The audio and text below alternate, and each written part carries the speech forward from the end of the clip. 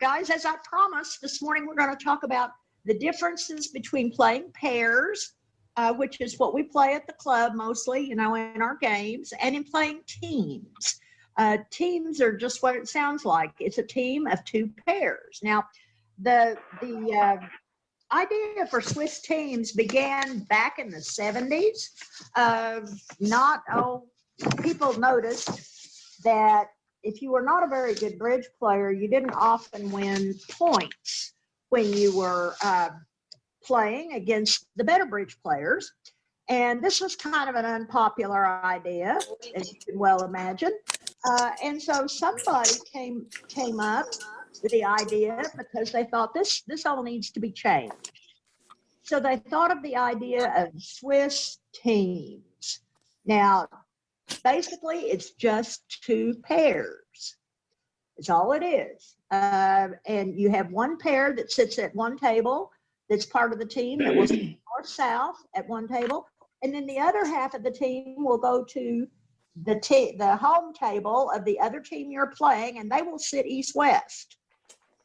Each pair plays a certain number of boards, and at the end of the round, you get back together with your teammates and you compare scores, and those that come out the best win the match. Now, you can have 4 matches, 6 matches, 8 matches in a round of teams, and it is possible for everybody playing in a team event to win points. All you have to do is win one match. So this means that even if you're not sought, you have to play against players who are very accomplished, that you can still go to a team event and win points. So, but the thing about it is you use a different form of scoring. That means that sometimes your strategies are different. And we'll talk about what those are. Now, when you're scoring match points, the differences between match points and IMPs boil down to how many pairs you're compared against. For instance, if you're playing in a regular club match, the score that you make on a board is listed with all the scores that the other pairs make. You get 1 match point for every pair that you beat.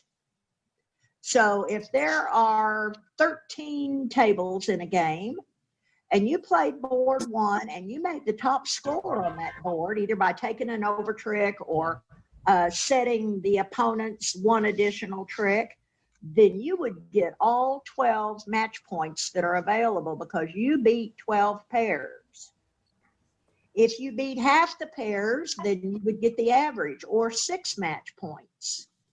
And if you're the unlucky soul who got the worst score, either because your opponents competed 1 level higher and you set them, but you didn't set them enough to offset the gain that you'd have had if they let you play at your contract that you wanted to, then you might end up with a 0 on the board. That means that everybody else got more match points on that particular board than you did. At the end of the whole 14 board, 18 board, 24 board game, whatever it is, all those match points are added up and compared to what the possible total would be if you got 100% on every single board. The ACBL score program then converts that to a percentage. So obviously, if you played in a different size game each week, you might say, well, hey, I got 144 match points this week. That was a great score. But the next week, an equally great score might be 64 match points. You would never know because it's based on the number of tables in the game. That's why the point awards are higher for the bigger games. So you're compared against everybody in the room who's sitting the same direction you are in match points. Everybody, big list. The reason we use those percentages, though, is so, all right, this week we got a 62%. 62% wasn't a great score when you were in school, but 62% in a bridge game is a fine score. That means you got 62% of the points that were available in that game. And it is often necessary to get a score in the 60s to win in the top bracket of an open game. There are not many open games where the top winners will have a high 50s percentage. Occasionally it happens, but most of the time it takes a score in the lower to mid 60s to win one. So when you're playing match points now, all the hands count equally. This means that if you have a bad board, I know you've heard me say, several of you have heard me say, well, it's only one board. You know, if you're playing 24 boards and if you really had a bidding snafu or you took the wrong line when you were playing the hand and you knew that you got a bad score, it's only one board. Conversely, if you were absolutely brilliant on one of the boards, it's still only one board. I tend to, when I'm thinking about how a game's going, I tend to say, oh, we got a great result on this board. Man, this is going to be wonderful. But the truth is, it only helps offset the other boards that we got that weren't so great. If you could be sure that you would get a great result on every board, then you would have the right to think, well, this match is going great. But in reality, one really bad board or one really brilliant board isn't going to impact your score all that much. So what this boils down to is that if you think there's a 50% chance that you're going to make a game, then you should bid it. And if there's less, if you think there's less than 50%, you shouldn't. Now, what does that translate to? Well, for instance, if you know that your side has 9 trumps, and you know that you have at least 23 or 24 points between you because maybe your partner gave you a limit raise. You opened a heart, partner bid 3 hearts. Well, that shows a hand with 11 or 12 points and 4 trump. We know you have 5 hearts because you opened a heart and you have at least 12 high card points in your hand. So you know that you have 23 or 24 points between you and 9 trump. Very often game will make on 23 or 24 points when you have the 9th trump. That 9th trump can make all the difference in the world. This is a situation where you should bid game with only a known 23 or 24 points between you because there's a good chance that it will make. On the other hand, if your partner just gave you a simple raise and you have only the 17 or 18, you should bid only 3. If you bid 1 heart, partner bid 2 hearts. If you have that 17 or 18, you need just to invite. You need just to invite because you don't know for sure whether your partner has 6 or has 9. So you can't be assured that game is at least 50%, even though you have a wonderful hand and partner has supported you. So when you're 50% sure, at least bid the game, always. Now, also in match points, over tricks make a huge difference.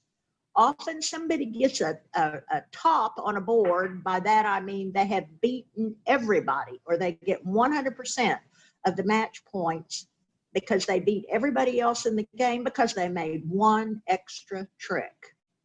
That's the difference between a top board and an average board. If everybody is bidding 4 and making 4, well, that'll be an average board for everybody. But if one pair makes 5, that pair gets a top and everybody else has to share what's left. So count for a lot. The chances for making an over trick generally should be taken. It is not unheard of to risk going down in a game contract in an effort to make an over trick. That's how important over tricks are when you're playing pairs. Also, another thing that's important are those 10 bonus points for playing the no trump game rather than a major suit game. I have a partner who calls some people match point greedy because even though they know they have an 8-card major suit set, they bid the no trump game rather than the major suit game because it's worth an extra 10 points if they make 4 no trump instead of 4 hearts. That's enough to give you a top on the board. Obviously, no trump is often not as safe as a suit game is, but they take the chance anyway. All right, now then, this next reason is why most bridge teachers say do not play the minor suit game. You want to play a minor suit game, you got to have a singleton, a void, a note from your mother, and a note from me to play that minor suit game. That's because 3 no trump is so much easier to make than the 11 trick minor suit game is. When you're playing match points, if you can make 5 clubs, a lot of times you can make 4 or 5 no trump as well. Those clubs or diamonds that you have that are long suits will take tricks in no trump just like they will in a suit contract. So that's why we encourage people to play 3 no trump instead of minor suit games when playing pairs. Even when you're pretty certain that your minor suit game will make, you're often better off to play 3 no trump instead. If you have an unstopped suit, the opponent can't be positive which suit that is. You have a decent shot that they won't know it and won't lead it. Often at the end of a hand, you'll hear somebody say, oh my goodness, it's a good thing they didn't find a heart lead. I'd have been down like the Titanic with a heart lead, because opponents often can't tell which is the best suit just from looking at their own hand, particularly if a partner hasn't bid. Now then, little part score hands are very important in match points. I know that you guys know that these days we tend to overcall a lot. We balance a lot. That means instead of saying 1 club pass, pass, pass, it goes 1 club pass, pass, and that 4th seat may bid with only 10 points in their hands. Bidding has become much more competitive in the last 10 or 20 years than it ever used to be. When I first learned, it was almost considered rude to butt in on somebody else's auction. You know, if somebody opened ahead of you, well, you're supposed to have a full opening hand, et cetera, and all this other. That's not the case anymore. Bidding is much more competitive than it used to be. That's why it becomes very important to bid aggressively to see if you can push the opponents up 1 more level, maybe so that you can set them. Or so maybe you bid 3 hearts over their 2 spades and you go off 1 trick. Well, you've only given them 50 points instead of 110 if you're not vulnerable. So there's a lot of aggressive bidding that goes on in match points because those part score hands matter a lot. That makes penalty doubles very important also. You want to make a penalty double whenever you think you have at least a 50% chance of setting the contract. But let me tell you, if you're setting the contract every time you're doubling, you're not doubling all in all, you should expect that occasionally when you double that they're going to make the bid. That doesn't mean that you shouldn't double anyway in many cases. Sometimes there's something about the hand that you don't know. Maybe declarer has a singleton in a suit where you were counting on getting 2 tricks. Maybe the dummy has the singleton, and often you don't know that.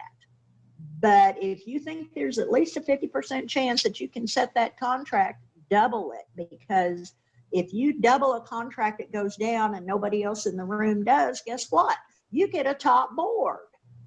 You get the top board. That means it's also important to bid any slams that are available in match points.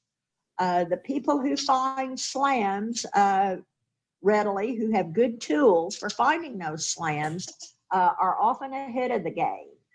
And that means that when you're bidding or playing grand slams, 7 no trump is worth a top rather than 7 of a suit if you have the right controls. So in match points, basically what this all boils down to is tend to bid aggressively when you have a fit, double aggressively when you think you can set it, and look for those slams if you think they might be there. Now, in contrast, in a team game, you're not playing against everybody else in the room. you're only playing against the team that you've been matched against by the computer. The way these matches are made is they're done much like seeding. The really good teams are matched against the teams that are not so good in the beginning. And if you lose in a team match, you want to lose early. Because next round, you're matched up against somebody else who also lost. And eventually, you'll end up playing teams that have lost as much as you have, and you hope that you can defeat that team. That's the reason that it's possible for everybody to get points when you play in a team game. Now, that means since you're not playing against everybody else, you only have to beat one other team. In other words, your north-south pair has to bid and play better than their north-south pair that's at the other table. And what we use for scoring, rather than match points, since we don't have a whole lot of tables, is something called international match points, or IMPs for short. This form of scoring is used only in events where only 2 tables play each board.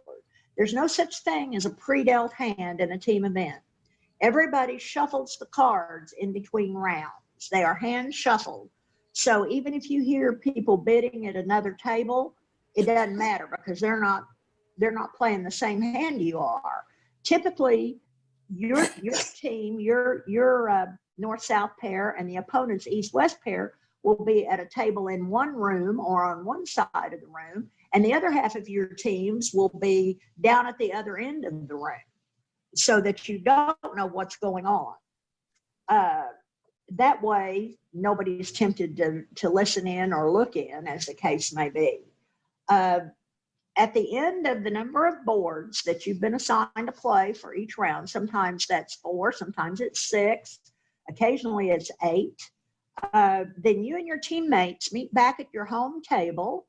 That's the table where north-south sits, and you compare the scores on those same boards.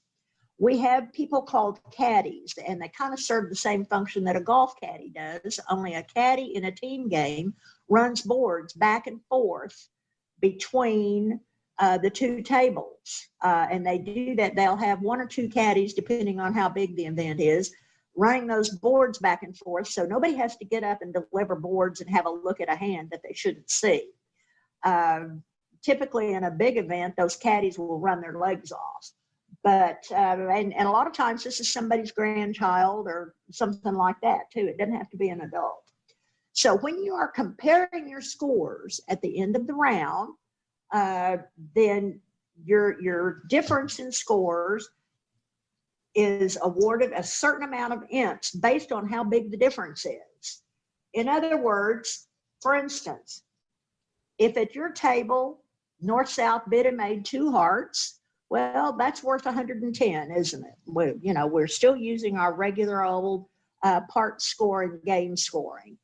But at the other table, if that north-south pair bid 2 and made 3, then they got a score of 140. The difference in the points is 30. So if you look here under where it says difference in points, if it's 20 to 40, that's 1 imp. That means that the team that had the north-south pair on it, who made 3 instead of 2, is awarded 1 imp for that board. You can understand if you tried to count up the difference in 6 or 8 different boards, and it was 30 on this one, and if you made 110 on this one, and if you made 600 on this one, and then you were minus 400 on the next one, then you were plus 130 on the next one, it could be a nightmare trying to add that up and figure it out. That's why those scores are converted to imps, because rather than writing down 30, you just write down 1. That's a small number. Now, what does that mean? That means that somebody who bids and makes a game for 620 points, say that's a vulnerable game, and you bid and make 4 hearts vulnerable. That's plus 620. But at the other table, they don't bid game. They only bid 3 and made 4. They only get 170. Well, you can see that that's a difference of 10 imps, because the difference between 620 and 170 is 450 points. That means that the side that bid game gets 10 imps. And that means that bidding games, especially vulnerable games in team events, is critically important. This is one of the huge differences in match points and team and imp scoring. If you miss a game on one board, that's not great, but it's not the end of the world either. Missing a vulnerable game in a team match can make the difference in the whole round. Same thing with missing a slam. If you find a slam and make it that the other team doesn't, then that can mean the whole match right there. So it is very important to bid your vulnerable games. Very important. Now then, big swings are a big deal in imps, just like we saw with that example. If you bid a game at one table and at the other table, the opposing pair decides to sacrifice, they go off one or two tricks and 5 diamonds over 4 hearts. If they're not vulnerable, that's 100 points. That doesn't sound like a big deal. And in fact, that might be a good board in match points. But if you add that 100 and their counterparts at the other table didn't have their opponents bid that sacrifice and made their 620, now instead of having 620 at each table for a wash, we have 620 at the table that bid and made the game. And then we have that their team also gets 100 points because your partners decided to sacrifice and it didn't work out well. That's a big swing, big swing. That means that in imps, we bid games when it's even remotely feasible. 40% chance, do it. Bidding a game when the opposing pair doesn't is worth 10 imps when you're vulnerable, as we saw on the imp score page previously, but going down in game when your opponents only bid and make the part score only costs you 5 imps. So it's often worth taking the risk. The other thing is to remember in imps is that you want the scores on your side. You want plus scores. That means you don't make big sacrifices. This is one of the biggest differences between teams and match points. You tend never to sacrifice in team events. If you go down 3 double when your opponents wouldn't have made game, you lose 11 imps. So sacrificing, even if you think there's a game, is often not a good move, not a good strategy in team games. The same thing applies when talking about over tricks. You saw on that imp scoring table, and I'll go back to that here, that an over trick is typically only worth 30 points, which is 1 imp. 2 over tricks are only worth 2 imps. So you don't worry about making an over trick. You do not risk your contract to make an over trick the way you might in match points. When you're playing teams, you concentrate on making the contract. By the same token, you don't worry about playing no trump for that 10 extra points, because 10 extra points is 0 imps. You only get an imp if there's a difference of at least 20. If you get 10 more points, you don't get anything. So that means bid the safer game. If you've got a choice between 5 of a minor and 3 no trump, if 3 no trump is risky because you have a really tenuous stopper in one of the suits, play the minor suit game. Play the minor suit game if there seems to be a better chance that you're going to make that one. You choose safety in all considerations. Choose the safer contract, a safe small slam over a risky grand slam. Making a grand is very nice. Bidding and making one, I mean, Doesn't happen very often, and when it does, you're often on a high for 2 or 3 days. It's worth 10 imps if the other side bids a small slam. But if you bid the grand slam and you go off when the other team bids and makes the small slam, that's a 14 imp swing. Now, why am I talking about these big imp numbers? Well, you remember when we were talking about match points, you score the board, and if it's a bad board for you, that's all right. It doesn't carry over. It's just that board only. Well, if you get a really big swing on a board in a match, in a team game, that carries forward all the way to the end of the score on that round. So if you go into the second half of your round against some opponents carrying a 14 imp negative balance, not only do you have to win most of the hands, but you have to win by enough to pick up 14 imps. That's not easy to do. So you don't want to do anything that will give you a big negative balance if you can avoid it at all. Big negatives in imps are hard to overcome. 1, 2, 3, not a big deal at all. You can pick that up in one hand. But when you have made a really big goof and sacrificed when you shouldn't have, or you went for a risky grand slam instead of a small slam because you were afraid the other team was going to bid and make the grand, then it can be devastating to your hopes for that match. Now, once you've finished a match with a team and they determine who the winner is, then the computer matches up the winner versus another winner in general, and the losing team versus another losing team. It's very unusual for one team to get all the way through a match without a loss. Sometimes it happens because you've got a really good team.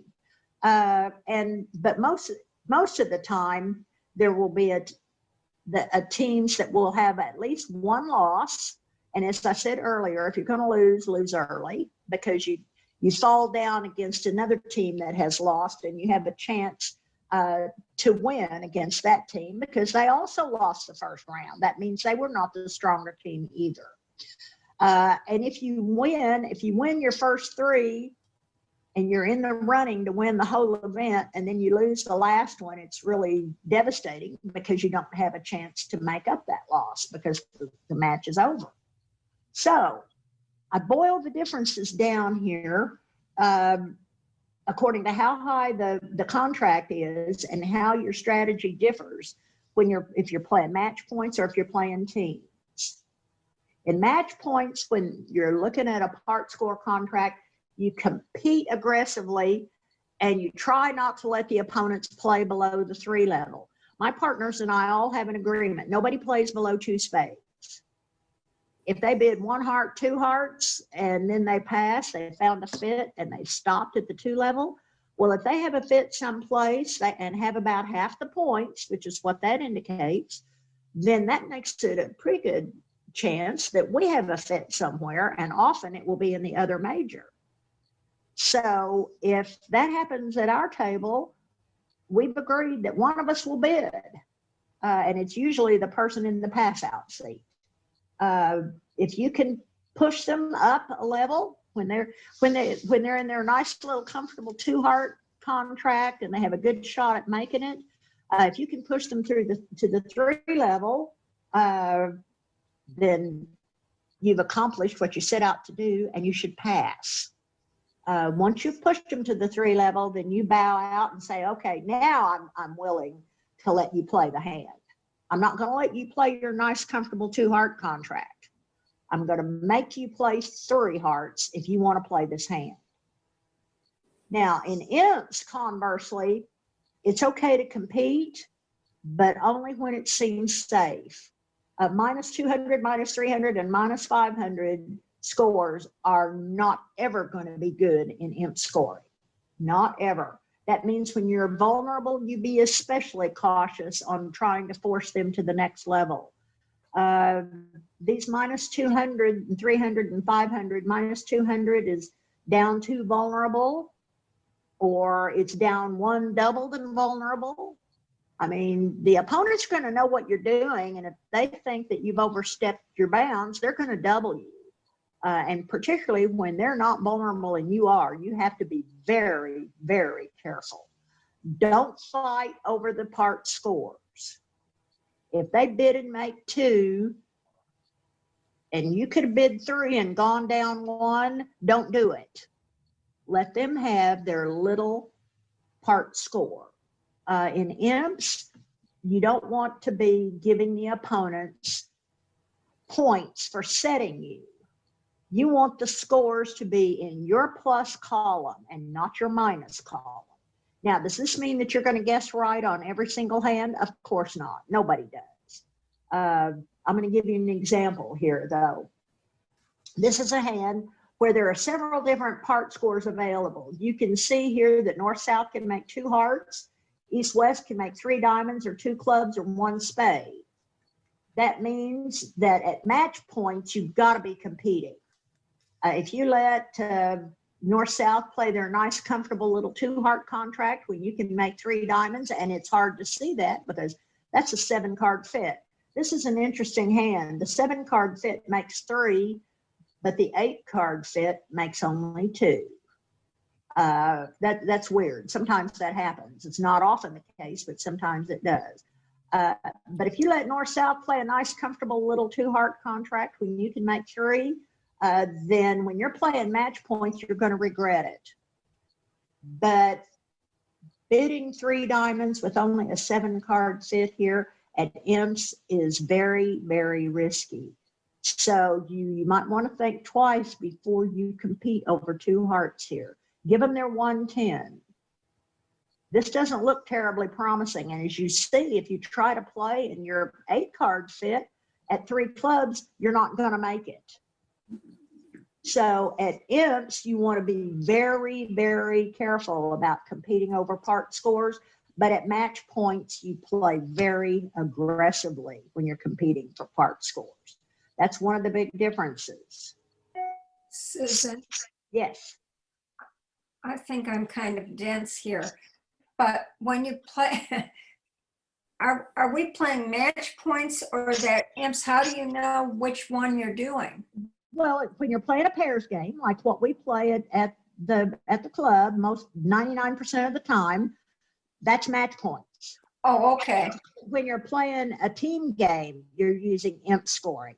Imp scoring is only used when there are only 2 tables playing a single board. In a pairs game, everybody in the room is going to play that board, and that's when you use match points. Thank you. You bet. You bet. So match points are used when we're like doing online games at BBO. Yes, that's exactly right. Exactly right.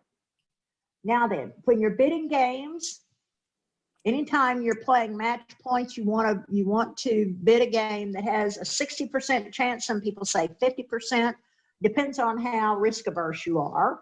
You know, if it's not quite a 60% chance, then even bid a risky game if they will score higher because you're vulnerable and the opponents are not.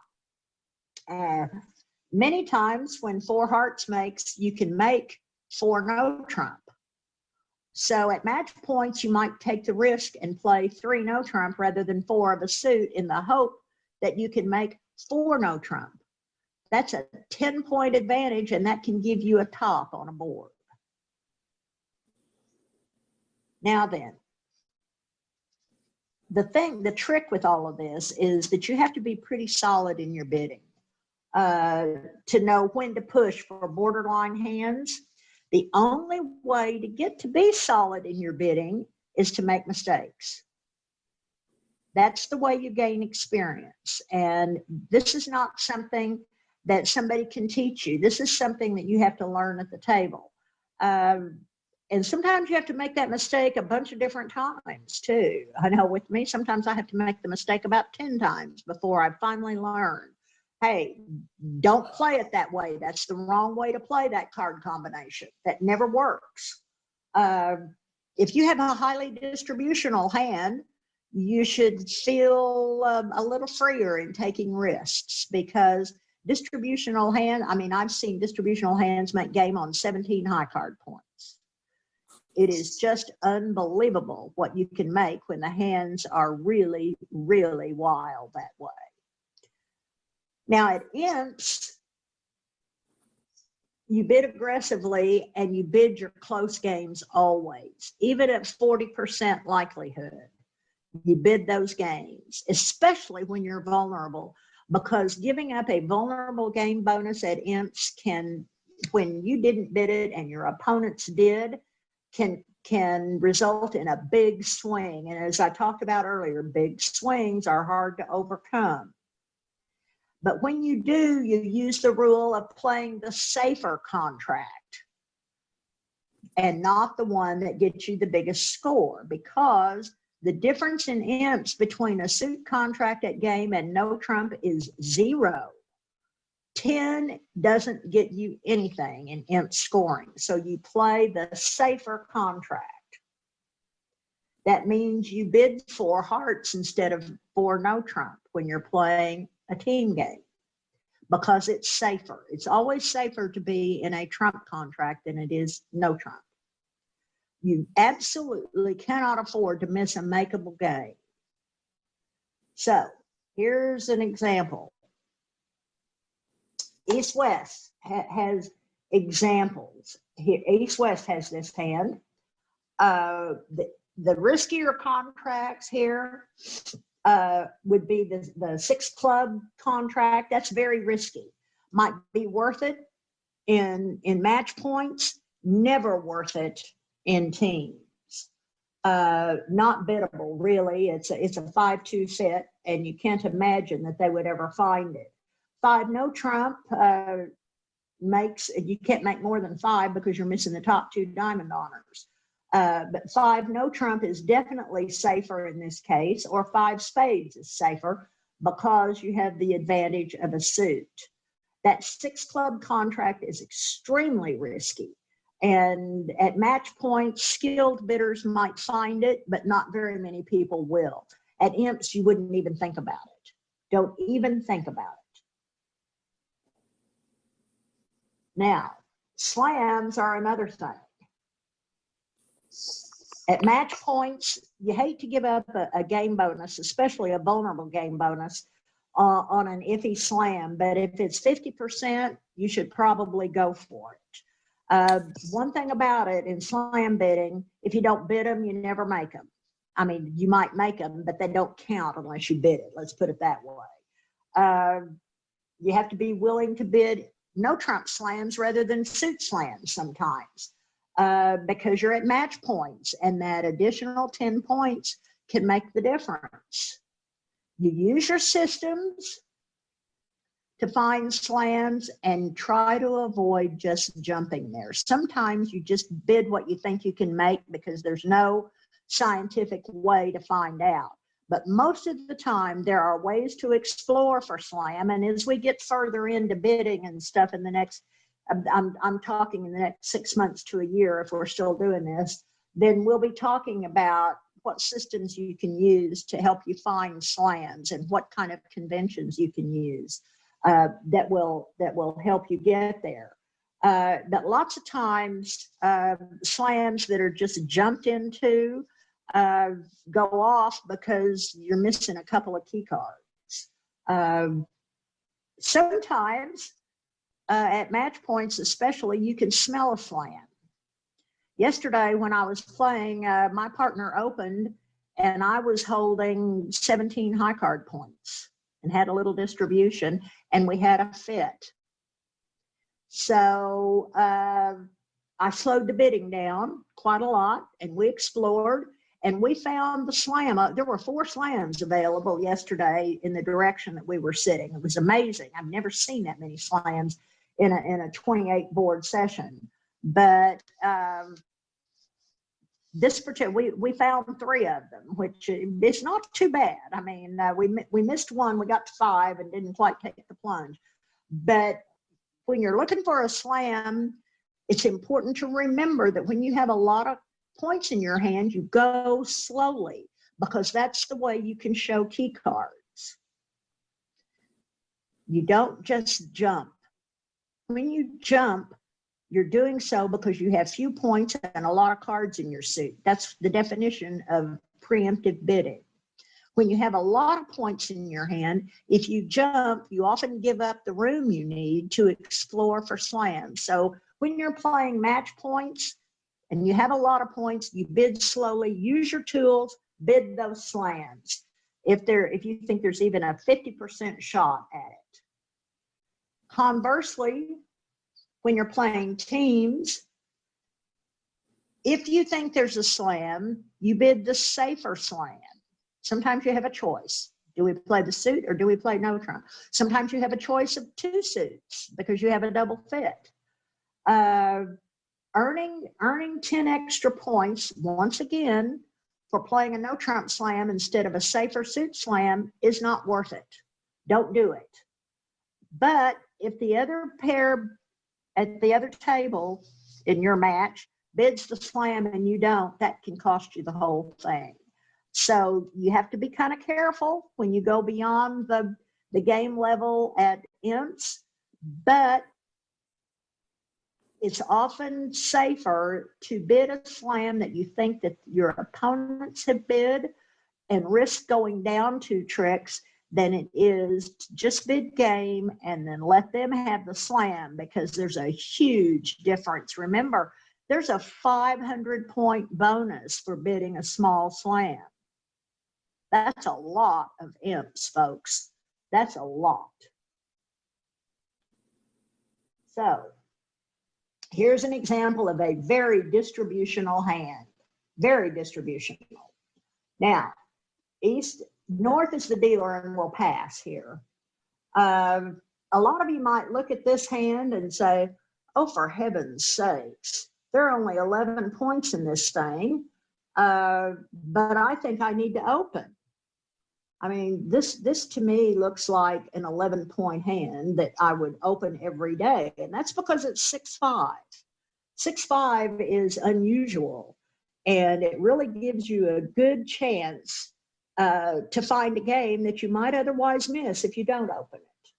So some people would open this 1 spade, choosing the major over the minor. If he does, then look at if West hears his partner open 1 spade and he looks at this hand, if he uses the Jacoby forcing raise, he'll bid 2 no trump immediately. That's a convention that helps people find slams by determining the degree of fit between the 2 hands. Now, and then he'll push on towards slam with his 17 high card points and absolutely incredible trump support. Now, my own preference on this kind of hand is not to distort the shape of my hand. I would open this hand 1 club because it is the longer suit. If I open at 1 club, my partner is going to respond 1 spade and I'm going to jump to 3 spades. Yes, I know I only have 11 high card points, but I have a tremendous amount of distribution here. I think this is worth a double raise here, simply because of the amount of playing strength that's in it. And I have 5 card support, not just 4. I know there's a known 9 card trump fit. Remember, 9 card trump fits are golden. Then West is going to think, oh my gosh, my partner opened, and then he jumped to 3 spades. I smell a slam. The thing he does, because he has 3 worthless diamonds, he does not get out Blackwood. He shows me his club ace by bidding 4 clubs. This is not a club raise. People often ask me in situations like this, how do I know that's not a club raise? Because we have agreed spades as trump. When I double jumped here in spades, I said, you got it, partner. We have a nice fit in spades. Spades are the agreed trump suit. By bidding clubs here, he shows the ace of clubs. Then I'll show him my diamond control. If he wants to talk about slam, I'm going to cooperate. So I'll bid 4 diamonds. Now, once I know that my partner has a club control here, I could get out Blackwood. I don't have two fast losers because my partner raised my spades. I will probably show my diamond control, and that's all that Wes needs to know. He says, my partner has a diamond control. By a control, I mean the ace or the king, or a void or a singleton. It shows first or second round control. Then my partner would get out Blackwood and we'd end up in 6 spades easily without any problem. And I haven't distorted the shape of my hand. That's the main thing. So we lose only the diamond here, and unless, and we lose it if the North here, who's on lead, puts the ace of diamonds on the table, then they hold us to 6. Otherwise, with a singleton ace over here, then West can play the king of hearts later on and discard the king of diamonds and not lose any tricks. But you wouldn't ever bid 7 off a key card at all, not ever. But you will find 6 spades, and you can do it either way, by opening a spade or a club. Susan, Now, yes. question in the chat, if you're able to go back to that. The question is, why Sure. didn't you show heart control in that slam bidding? Because you go up the line. First comes clubs. Now, if I showed the ace of hearts, I would deny a control in diamonds. Skipping over a suit denies a control in that suit. So then my partner says, uh-oh, my partner skipped over diamonds. I don't have a diamond control, and he'll sign off in 4 spades. I have to bid them up the line because skipping one denies it. Good question. Good question. Anybody else with a question? Yes. Why do you consider a singleton king as a control? Because like you've always emphasized that if you have a singleton king, it can be lost easily to the ace. Yes, it can. But having a control means we don't have 2 fast losers. It doesn't mean we have the ace. It means we don't have 2 fast losers. That's what we're looking for when we're looking for slams. My partner may have the ace. He bid 4 clubs. He could have the ace of diamonds, and he will then know that I have second round control. This could just as easily be the 2 of diamonds, and I would show it as a second round control. A singleton is a second round control.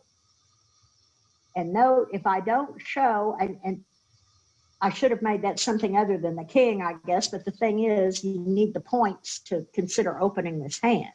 If that were the 2 of diamonds, I probably wouldn't open the hand. But with a control, you just mean, partner, hey, we don't have 2 fast losers in this suit.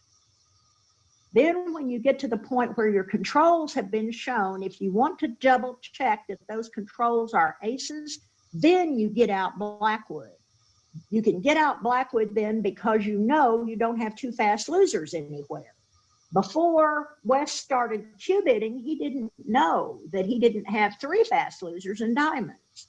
He doesn't have any idea what partner's holding in diamonds is because he didn't bid them. So he says, well, I'm interested, partner. Are you interested in knowing that I have the ace of clubs? And of course he's interested. And he said, oh, well, okay, I'll cooperate here. You must have a big hand. I'll show you my second round diamond control.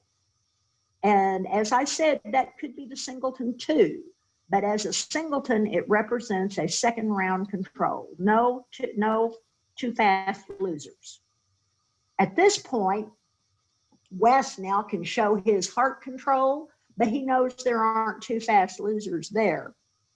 First off, the lead's coming up to his hand, not through his hand. Because the agreed suit is spades, the lead is going to come up to his hand. So even if a heart is led, his king is safe. But at this point, he doesn't really care whether partner has that heart ace or not. He could cue bid his heart control by bidding 4 hearts, and then East could get out Blackwood at that point, knowing that we're not missing the ace of clubs. We don't have 2 fast losers in diamonds. We don't have 2 fast losers in hearts. My partner has said that he has enough spades to be interested in slam. he doesn't absolutely have to have the queen of spades. He could have the queen of diamonds instead and have the same point count. But with that fabulous trump support there, he's definitely interested in a slam. So whichever one of them gets out Blackwood is going to find out that they're missing a key card, which is the ace of diamonds. And missing a key card, you just bid 6, not 7. Does that make sense, Pat? Yes, because your explanation made it clear that control means that you have a singleton that can, on the second round, you can take it with trump rather than the actual suit. Bidding 4 diamonds either says I have the guarded king or a singleton. I have first or second round control. I either have the ace, I have a singleton, or I have the king. And in this case, I have the king singleton, which is kind of a double second round control. If your partner had the ace of diamonds, that would be a genuine second round control. Well, it would be a control with the king. Here it serves as a control because it's a singleton and prevents you from having 2 fast losers. But this is the way you find 6 spades on this hand, by opening it a club and not distorting your shape.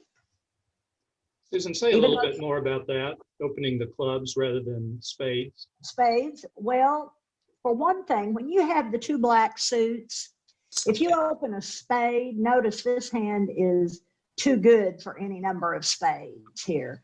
He'll either, if you don't play the Jacoby forcing raise, he'll have to make up a bid like two clubs, in which case West would, or East, I'm sorry, would raise clubs. In fact, he might jump to 4 clubs here. And then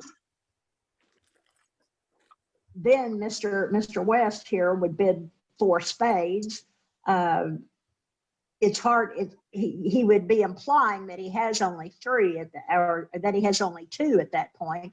But this hand is too good for any number of spades. It's got 17 high card points in it, opposite an opener. I mean, you have to think that there's probably a slam somewhere. And in this case, the Jacoby forcing raise is absolutely the perfect bid. It shows 4 card trump support, an opening hand, and one that is balanced. And of course, opposite this one, that East then shows shortness. A bid at the 3 level shows shortness. He bid 3 diamonds, showing a short diamond suit, singleton or void. And that would be all that West needed to know, because the shortness is opposite his 3 worthless cards. Then he would get out Blackwood and you'd get to the slam that way as well. I prefer, when I have 2 black suits and the clubs are longer than the spades, I prefer to open a club. That is, there are a lot of very good players who would open that hand a spade, but I don't like distorting my hand. Say we don't have a spade fit. I can bid clubs. My partner can bid something at the 1 level. I can bid spades. He can bid something else if he doesn't have 4 spades, and I can bid spades again at the 2 level. Because I started low, I now have the opportunity to bid my second suit twice, showing 5 spades. And then my partner knows, hey, my partner wouldn't open a club with 5 clubs and 5 spades. My partner has 6 clubs and 5 spades because she bid them twice. Now my partner knows 11 of my cards and we're not above the 2 level.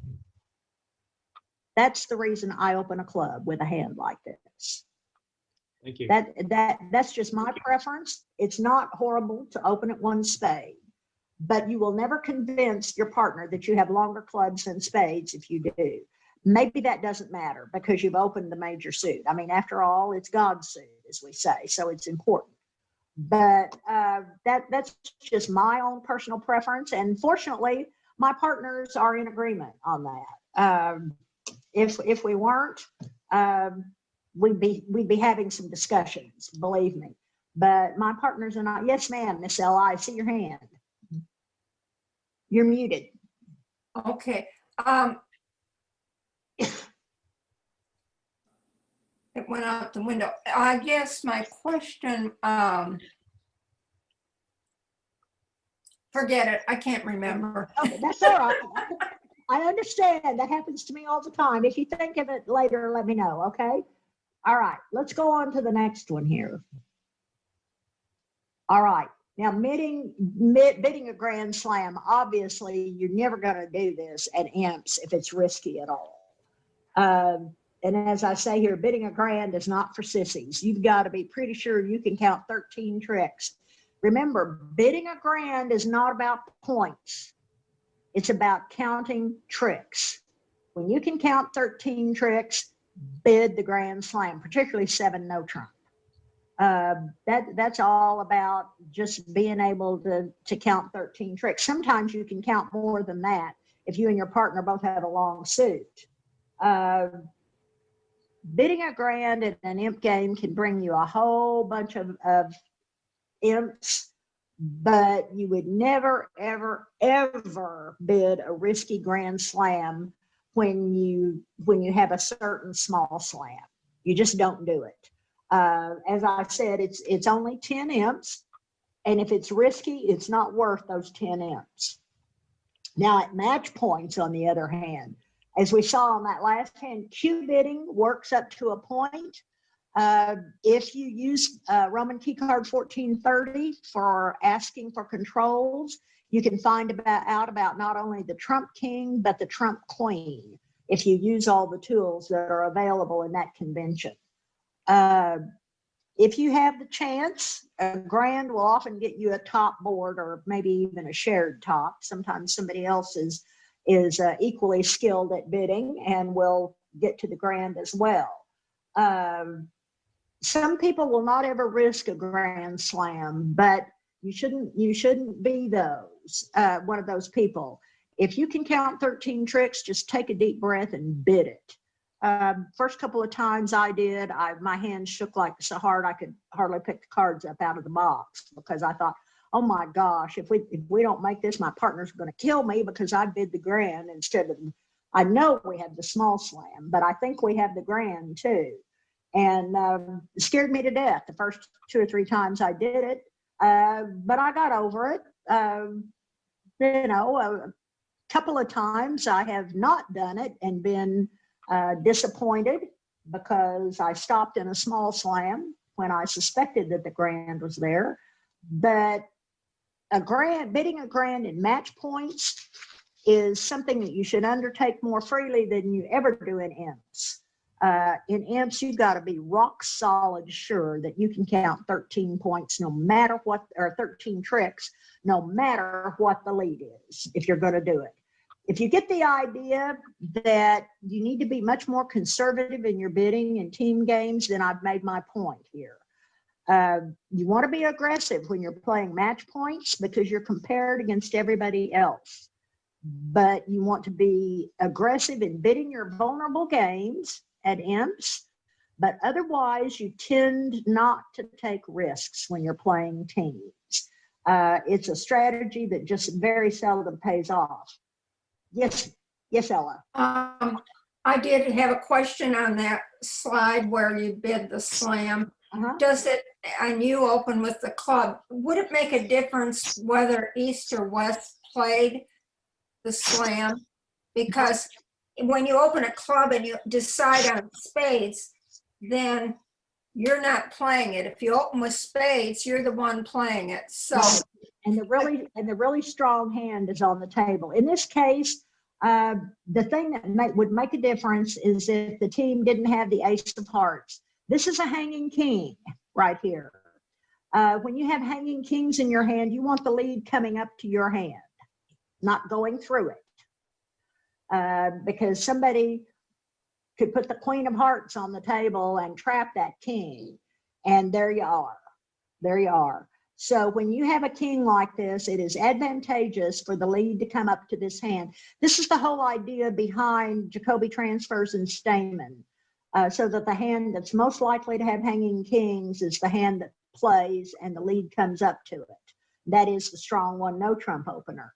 In this case, it makes no difference because of the extreme distribution. I don't care. It doesn't make any difference if the lead comes up to my hand here. If it did, then I might rethink my club position. I might rethink it. But in this case, it makes no difference at all. Okay, Okay? thank you. You bet. All right, now on defense, at match points, you want to take all your tricks. You want to avoid giving up over tricks whenever possible.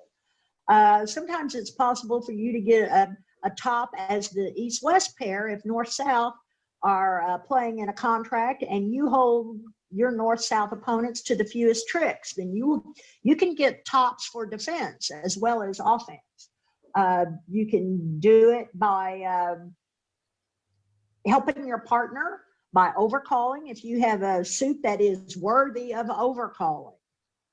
Some of you have a tendency to overcall trash. When you do that and your partner leads the suit, he's not going to be happy. And you need to remember the number one rule in bridge, which is keep your partner happy. If you overcall a jack high suit, I don't care how many points you have, your partner is going to lead it. Partner is going to lead that suit. So the key to defense is to make sure if you're directing partner to lead your suit, that you have a suit that is worthy of being led at the opening trick. You can give your partner directions on leading either with a bid, a double. Remember, a double of an artificial bid is lead directing, asking partner to lead that suit if he's on opening lead. Or when you double, when the auction's about to die and you double or you bid in that seat, you can give your partner some instruction on what to lead. Here's an example of a good overcall. This is an excellent overcall here. It has 10 high card points in it, which is totally acceptable for a one-level overcall. And look at that suit. Notice 8 of the 10 points are in spades here. You definitely want partner to lead a spade rather than a heart or a club or something else. So overcalling one spade here is almost mandatory because you really want partner to lead that suit. And then if you're on opening lead, you've got a built-in lead right there. So maybe partner has 3 to the queen or 3 to the 10 or something like that, and you have a fit. So this is a great overcall. But take away that ace and king and scatter them in the other side suits and make this a 5-card spade suit headed by the jack, and you couldn't pay me to overcall a spade in that situation. You could not pay me. The problem is not so much that you have disappointed your partner, although that's a big thing, is that you have given away the advantage and timing that you have when you get the opening lead. The defense gets what is called tempo by having the opening lead. In other words, you get to take the first shot at trying to establish tricks for your side.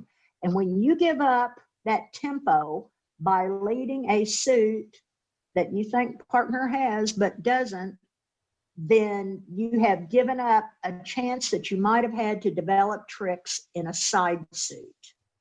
That's why overcalling trash can result in bad defense on the other end. Yeah, I know you like to compete, but you need to have something. You need to have points in your suit. Not every 5-card suit is appropriate to be overcalled. Now, but in imps, you want to try everything you can to take tricks on defense. That may mean that you defend aggressively, like we've been talking about passive versus active defense. On defense, in a team game, you might lead out an ace unsupported by the king. That's pretty aggressive leading. You might underlead a king. That's an aggressive lead. If your opponents are sitting there in a game and you think your teammates might not bid it, if they make that game, you're going to lose a lot of imps. So if you think that there's a possibility that they may make a game that your partners didn't bid, then you've got to defend aggressively. Do everything you can to try to beat it, because if you don't, you're losing a lot of imps. And if you defend aggressively and it doesn't work, well, it didn't work, but it's a chance that you have to take. Now then, over tricks in match points, over tricks are everything in match points, everything. But at imps, you play it safe just to try to make the contract.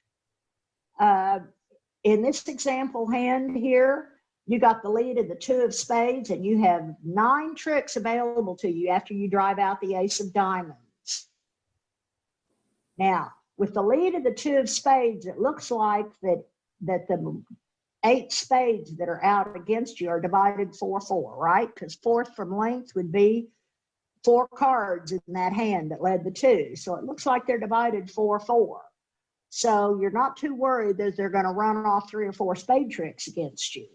At match points, you would take the club finesse. But in imps, you would take your 9 tricks first and not take the risk. You take those 9 tricks because remember, an extra 30 points is only 1 imp. And 1 imp just is nothing at all. So doubling, you want to double aggressively at match points, especially when your opponents are vulnerable and especially when they have sacrifice. A match point double basically happens when you and your partner have bid a game that you have every chance of making and the opponents have decided to sacrifice. In other words, you bid 4 spades, they bid 5 diamonds, and it looks like they're sacrificing. If you bid 5 spades, you may be trading a plus for a minus. In other words, they've made a good call. All you can do in that situation is double and take whatever you can get. Anytime somebody sacrifices over your game bid and you're certain that you would have made yours and that they're sacrificing, you have to double. Even if they get lucky and make it, you have to double. And especially, you want to remember to reopen with a double. If you bid, there's an overcall and the next 2 players pass. Remember, if you play negative doubles, your partner may have wanted to double for penalty in that suit that the overcaller bid, but can't because his double is negative. So in that case, when you're playing match points, you have to protect your partner by doubling when it comes back around to you. Then he can convert it to penalty if he wanted to. If he didn't, and he doesn't have a whole lot of points, well, sometimes that happens. The key point here is to look at the overcaller's suit in your hand. If you're short in that suit, the chances are good that your partner has a trump stack on him, and you should double and allow your partner the opportunity to convert it to penalty. Remember, if your right-hand opponent had good cards in that suit, he might have raised his partner even with very few points. The fact that he doesn't makes it even more possible that your partner has a trump stack. So don't forget, if you're using negative doubles and that happens, bid, overcall, pass, path, look at your hand. If you're short in the overcaller's suit, you have to double. But at imps, you virtually never double, especially part scores. 2 rules in imps. Number 1, thou shalt not languish in 3 diamonds or 3 clubs. Thou shalt bid 3 no trump. The other one is never, ever, ever double a part score. Never. You can double them into game if they make it. If you do it, it's a huge loss. So just don't do it. When you're at the high level trying to figure out what to do, well, this is hard. This is some of the hardest part of match point bidding, trying to figure out whether to pass, double, or bid on.